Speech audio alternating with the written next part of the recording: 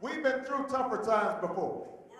I mean, think about it. This is a country founded on a revolutionary war. We fought a civil war. We fought 2 world wars. We fought a Great Depression.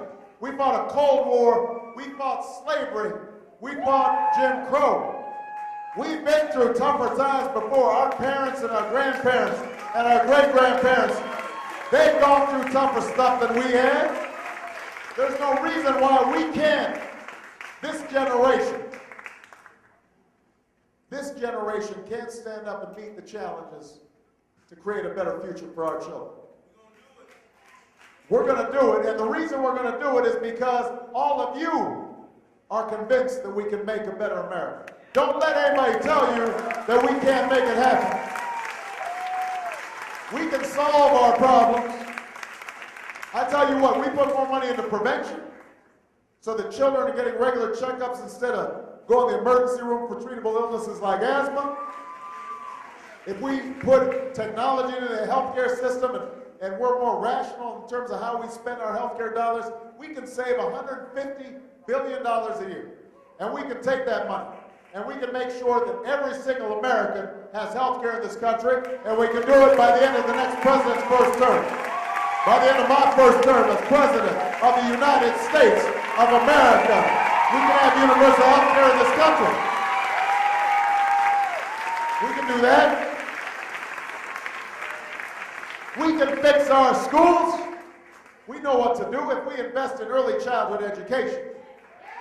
Every dollar we invest, we get $7 back in improved reading scores, reduced delinquency rates, reduced dropout rates, reduced prison rates. And if we're serious about education, we're going to start paying our teachers more money, and we're going to give more flexibility.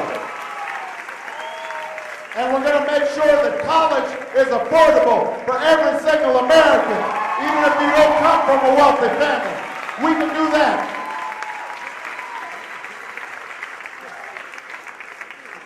We can solve our energy problems. We can increase our fuel efficiency standards on cars to 45 miles per gallon. We'd save the equivalent of all the oil we import from the Persian Gulf. Think about what we could do for our environment if we cap the emission of greenhouse gases that cause global warming. We can create a whole new industry of green technologies that create jobs that can't be shipped to other countries, jobs right here in America. We can create after-school programs and summer school programs to make sure that our youth are no longer in trouble. We can take models like the Overtown Youth Center and duplicate them all across the country to give young people a chance in life.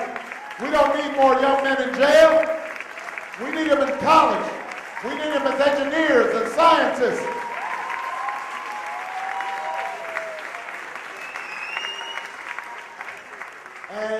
And even on foreign policy, as discouraging as things are right now, and they are discouraging. Because let's face it, there are no good options in Iraq. There are bad options and worse options, which is why I said in 2002 that we should not go in there. But we're there now. We are there now, and so I believe we can responsibly say it is time to bring our troops home. We can do it over the course of a year.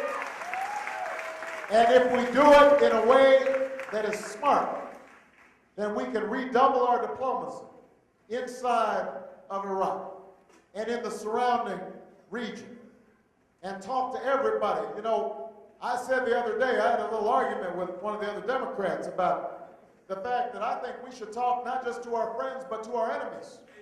And they said, oh, he's so naive. He's so inexperienced. And I had to explain to them, a strong nation and a strong president is not afraid to talk to our adversaries. The other way hasn't worked. It's time to try something new. I'm not afraid of talking to anybody. I'm confident about what I stand for and what I believe. And to refuse to talk to other countries, to refuse to talk, that's not strength. That's arrogance. And it's part of what's created the anti-American sentiment around the world. So I look forward as President of the United States to saying, I want to go to the United Nations. General Assembly, and I'm going to stand before them as president. I'm going to say, America is back. And we are ready to lead. But we're going to lead not just with our military. We are going to lead by example and by deed. We're going to get out of the wrong battlefield in Iraq and take on Al-Qaeda in the right battlefield in Afghanistan. We're going to lock down nuclear weapons. But we're also going to listen to the needs of other countries, and we're going to say, we are going to work with you to end the genocide in Darfur. We're going to work with you. We're going to work with you to reduce HIV and AIDS in sub-Saharan Africa. We're going to work with you to increase foreign aid and help desperately poor countries like Haiti. We are going to work with you to promote human rights in countries all around the world like Cuba and North Korea. We are going to work with you to build schools in the Middle East that teach math and science and not just hatred of Americans and hatred of Israel. We're going to work with you, and while we're at it, we're going to close down Guantanamo, and we're going to restore habeas corpus, and we're going to put an end to warrantless wiretaps and renditions and torture, because that's not who we are as Americans. Now, I am confident in my capacity to lead this country. I wouldn't be running if I wasn't. But I'm humble enough to know I can't do it by myself. Change in America doesn't happen from the top down. Change in America happens from the bottom up. And that's why this Generation Obama, this GO generation, this young people's movement all across the country is so important. Because it's always been the younger generation that said, we don't just believe in the world as it is, we imagine the world as it can be. We don't just ask why not.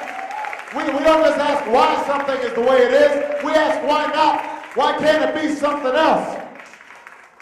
That's how we brought an end to slavery. That's how we brought an end to Jim Crow. That's how unions got the right to organize. That's how women got the right to vote. That's how the environmental movement happened. That's how we brought an end to the Vietnam War. That's how we'll bring an end to the war in Iraq. Because you decide to stand up and be heard and get mobilized and get organized and knock on doors and march and talk to your friends.